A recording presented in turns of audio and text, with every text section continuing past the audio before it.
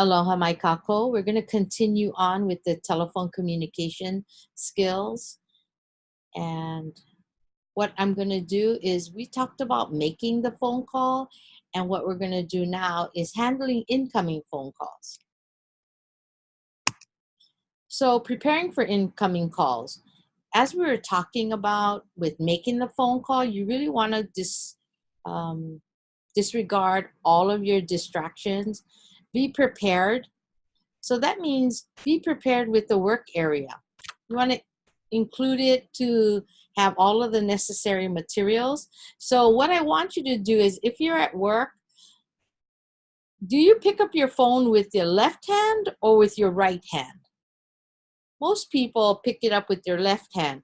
So if you're going to pick up your phone with your left hand, then you should have your phone on the left side of you and not on the right hand, because what you're going to do is you're going to end up crossing your body all the time. So put it in front of you. And that way, with your right hand, you have a pen and paper on the side of you. So that's arranging it. Have a clock within sight for immediate reference.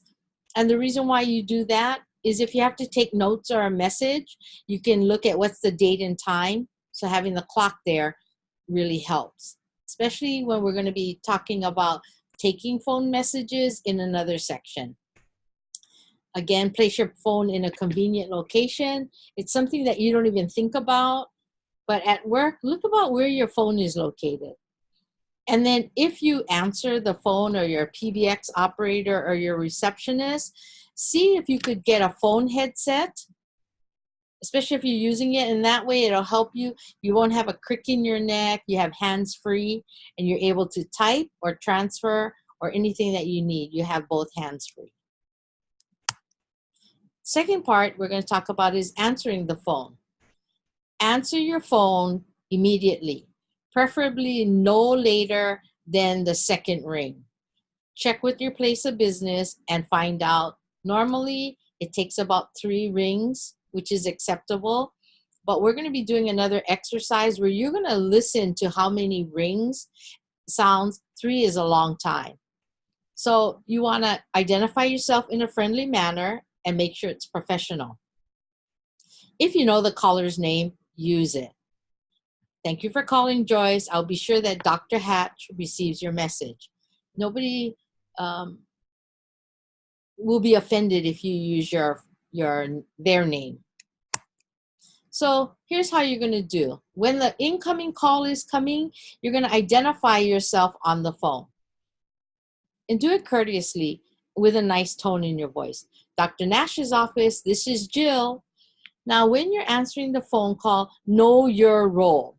In other words, there's 3 different types of way that you can answer the phone.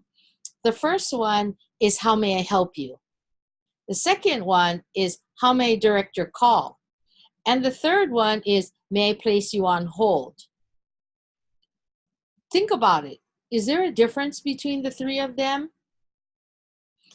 So the first one is, how may I help you? This tells the person that you are specifically going to help them. The second one is, how may I direct your call? This tells the person, basically, you're not the one who's going to help them, but you can put them in touch with someone else. And then the third one is, may I place you on hold?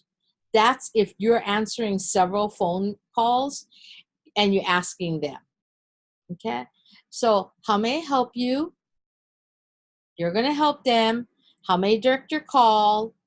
And may I place you on hold? Also, use positive phrases when identifying yourself. Aloha, Marriott's Kauai Beach Club. This is Billy. How may I help you? And then generate enthusiasm as you identify yourself. Aloha, Marriott's Kauai Beach Club. This is Billy. How may I direct your call? So you can tell I use this statement all the time, so it just comes naturally. And then smile. Honestly, if you're smiling, you can tell. Versus, aloha, Marriott's Kauai Beach Club. This is Billy. How may I help you? You can tell the person on the other side is busy and haggard. So be careful. Here's the assignment. What you're going to do is you're going to call my voicemail, my phone, and you're going to leave a voicemail by Friday, November 15th, 2019. And I'm asking that you only leave the voice messages between 7 and 9. That way I don't have to constantly answer my phone.